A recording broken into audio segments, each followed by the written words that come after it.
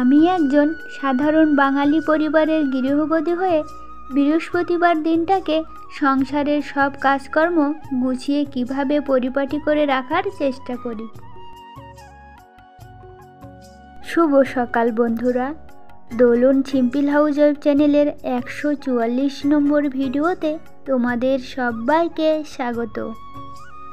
যে যেখান থেকে আমার ভিডিওটি দেখছো না কেন, আশা করছি তোমরা সবাই অনেক অনেক ভালো আছো, আর তোমাদের আশীর্বাদে আমিও কিন্তু অনেকটাই ভালো আছি।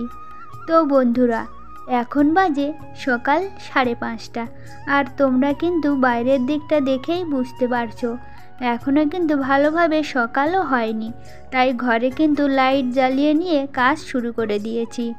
আর জানো তো বন্ধুরা, আজকে কিন্তু বৃহস্পতিবার, আর বৃহস্পতিবারে আমি কিভাবে ঘর বাড়ি সুন্দর করে গুছিয়ে পরিপাটি করে রাখার চেষ্টা করি সেই ভিডিওটাই তোমাদের সাথে শেয়ার করছি। যদি ভালো লাগে অবশ্যই কিন্তু লাইক কমেন্ট শেয়ার করতে ভুলে যেও না। যদি নতুন বন্ধু হয়ে থাকো, আর যারা পুরাতন বন্ধু প্রতিদিন আমার ভিডিও দেখো, তাদেরকে অসংখ্য ধন্যবাদ। তাদেরকে বলবো শুধু ভিডিওতে লাইক দিয়েই শুরু করো, আর শেষ পর্যন্ত দেখার জন্য অনুরোধ করছি। জানো তো বন্ধুরা, তোমরা হয়তো কাল বা তার আগের দিনের ভিডিওতে দেখেছিলে তোমাদের দাদাভাই কিন্তু 10:30টার ট্রেনেই কাজে বের হতো, কিন্তু আজকে না 8:20 ট্রেনে বের হবে বলে 8টার মধ্যেই কিন্তু আমাকে রান্না বান্নাটা কমপ্লিট করতে হবে। তাই কিন্তু আজকে আমি 5:30টার মধ্যেই ঘুম থেকে উঠেছিলাম। জানো তো বন্ধুরা, তখন কিন্তু চারিদিকটা অন্ধকার অন্ধকার ছিল। অন্ধকার বলতে সবে কাক পাখিরা ডাকাডাকি শুরু করে দিয়েছিল, তখনই উঠেছিলাম। আর 8টার মধ্যে বের হবে বলে আমি কিন্তু ঘুম থেকে উঠেই সবার আগে ভাতটাকে বসিয়ে দিয়েছিলাম। তারপর কিন্তু ঘর বারান্দা সব কিছু উঠান ঝাড় দিয়ে নিয়ে ছড়াটাও দিয়ে নিয়েছি। এবার না দুয়ারগুলোতে একটু নেপা দিচ্ছিলাম। বাইরের কাজগুলো সম্পূর্ণ করে রান্নাঘরে চলে আসলাম, আর আমার ভাতটা কিন্তু ফুটে গেছে। আর এর মধ্যেই সবজিগুলো কাটতে বসে গেছিলাম, আর সবজিগুলো কাটতে কাটতেই কিন্তু ভাতটাও হয়ে গেছে। আর এদিকে না টমেটো কেটে নিয়েছি, আজকে চাটনি বানাবো। আর ওদিকে বেগুন আলু কেটে নিয়েছিলাম, আর মশলাটাও কিন্তু আমি করে নিয়েছি। আর এদিকে আলু কুমড়ো বেগুন কেটে নিয়েছি ভাজবার জন্য। তো যাই হোক বন্ধুরা, এখন তো শীতকালের সময়, দেখতে দেখতে তাড়াতাড়ি কিন্তু সময়টা পার হয়ে যায়। তার জন্যই কিন্তু 2টো কড়াই বসিয়ে দিয়েছি, 2 ধারে তাড়াতাড়ি করে রান্নাটা করে নেব। আর এই মাছগুলো কিন্তু তোমাদের দাদাভাই কালকে কিনেছিল, তো এখন না একটু টানাটানি চলছে, সংসারটা কোনো রকমেই চলে যাচ্ছে। তো তার জন্যই কালকে না যে কটা মাছ এনেছিল, মাছগুলো কিন্তু ছোট ছোট করে টুকরো করে নিয়েছিলাম। তো রাতেও একটু রান্না হয়েছে, আর এখন যেগুলো ছিল, তো মাছগুলো না এত পরিমাণে কাঁটা যে টুকরো করার ফলে ভাজতে গিয়ে সব হাড়গোড়গুলো কিন্তু বের হয়ে গেছে। হাড়গোড় বলতে মাছের কাঁটাগুলো। তো ওই সাইডে মাছের তরকারিগুলো রান্না করব, আর ভাজাটা করে নেব। আর এদিকে কিন্তু আমি চাটনিটা বসিয়ে নিয়েছি। আর চাটনি বলতে জানো বন্ধুরা, আমি না টক ঝাল মিষ্টি দিয়েই কিন্তু চাটনিটা বানাবো। তো টমেটো কেটে নিয়েছিলাম, আর এর সঙ্গে কিন্তু সামান্য পরিমাণে তেঁতুল জলের মধ্যে গুলে নিয়ে তারপর টমেটোর মধ্যে দিয়েছিলাম। তারপর চিনিটা দিয়েই কিন্তু চাটনিটা আমি বানিয়ে নিয়েছিলাম। তো চাটনিটা বানানোর সময় আমার এদিকের কড়াইতে কিন্তু ভাজাটাও করে নিয়েছিলাম। আর এখন কিন্তু দেখতে দেখতে আমার 3খানা তরকারি রান্না করা কমপ্লিট হয়ে গেছে। আর এখন তো শীতকালের বেলা, তোমরা বুঝতেই পারছো, দেখতে দেখতেই কিন্তু টাইম শেষ হয়ে যায়। তাই তোমাদের দাদাভাইকে খেতে দিয়ে ছেলেকে একটু অঙ্ক করাতে চলে এসেছি।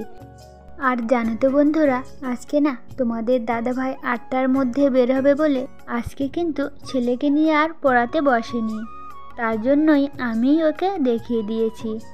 আর এখন তোমাদের দাদাভাই কিন্তু কাজের জন্য চলে গেছে। আর আমার মেয়ে না এখনও পর্যন্ত ঘুমাচ্ছিল বলে বিছানাটা তুলতে একটু দেরি হয়ে গেছে।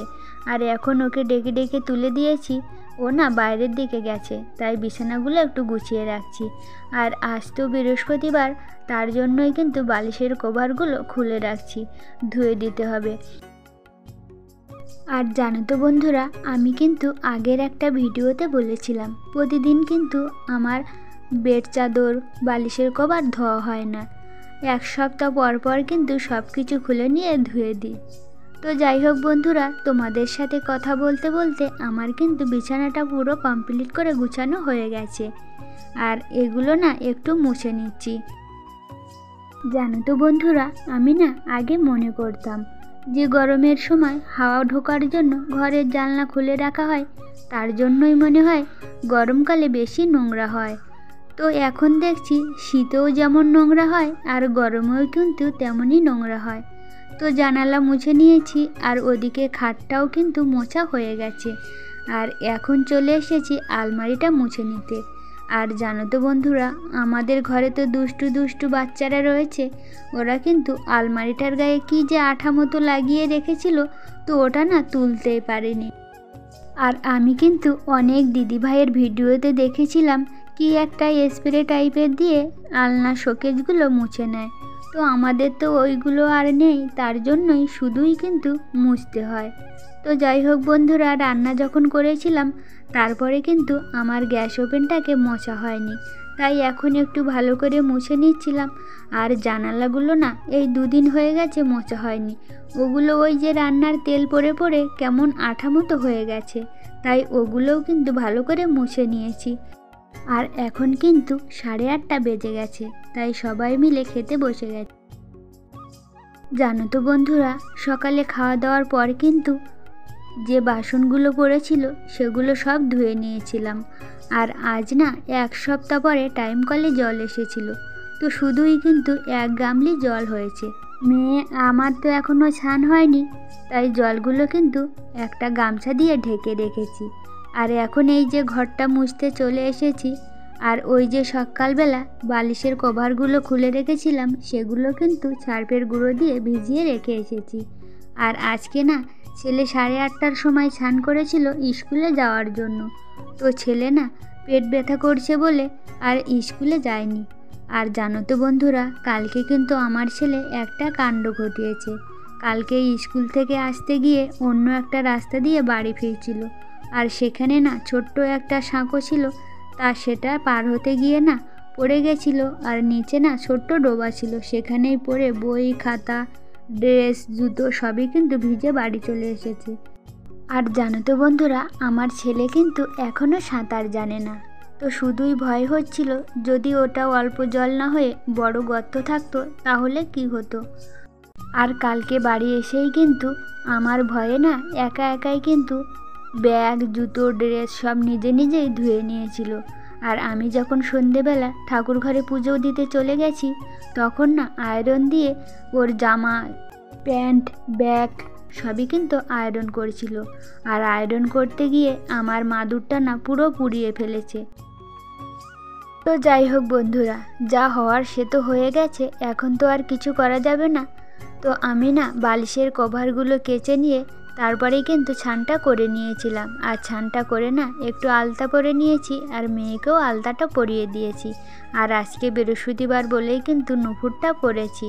আর মেয়েও কিন্তু নুপুর পরবে বলে চাইছিল, কিন্তু ওর নুপুরটা না কয়েকটা বল ছিঁড়ে গেছে বলে ওকে আর পরিয়ে দিলাম না। আর তারপরে এই যে সকালবেলা ভিজিয়ে রেখেছিলাম আতপ চাল, সেগুলো দিয়েই একটু সুন্দর করে আলপনা দিয়েছি। তো অন্য বৃহস্পতিবার দিন কিন্তু আমার সময় হয়ে ওঠে না, হয় ছেলেকে নিয়ে স্কুলে যেতে হয়, না হলে বাড়িতেই অনেক কাজ থেকে যায়, তার জন্যই আর দেওয়া হয়ে ওঠে না।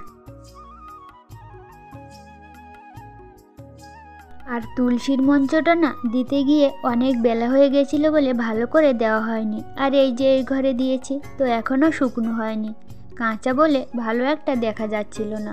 তো যাই হোক, এর ফাঁকেই কিন্তু ঠাকুর ঘরের সব বাসনগুলো মেজে ধুয়ে নিয়েছিলাম। আর গাছ থেকে কিন্তু আজকে 2টো গাঁদা ফুল তুলেছি, তো তারা গাঁদা বলেই কিন্তু তুলেছি, পা গাঁদাগুলো রেখে দিয়েছি। আর তাছাড়া কি জানো তো বন্ধুরা, আজকে তো বৃহস্পতিবার, ঘটে একটা তুলসী পাতার সাথে ফুল না দিলে কিন্তু হয় না। তো পুজো দেওয়া তো কমপ্লিট হয়ে গেছে, এখন কিন্তু ছেলে মেয়েকে নিয়ে খেতে বসেছি। তো বন্ধুরা, এই ছিল আমার আজকের ভিডিওটি এখানেই শেষ করছি। তোমাদের সাথে দেখা হবে পরের একটা নতুন ভিডিওতে। তোমরা সবাই ভালো থেকো, সুস্থ থেকো, আর আমার ভিডিওতে অবশ্যই লাইক দিয়ে যেও। ধন্যবাদ।